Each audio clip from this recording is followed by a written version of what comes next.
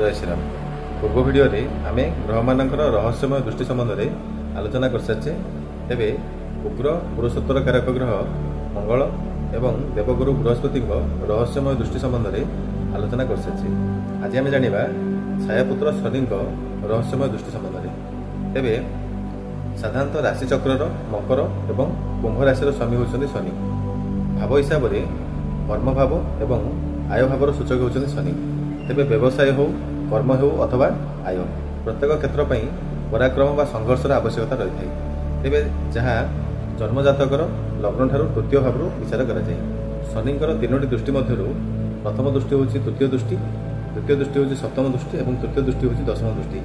तेबे शनि तृतीय दृष्टि जो भाव आसे बा जो ग्रह शनि तृतीय दृष्टि अवस्थान करे से ग्रहटी जो भाव सहित संबंधित होता है से भाव संबंधित संघर्ष जातक करने पड़ता है। जय जगन्नाथ।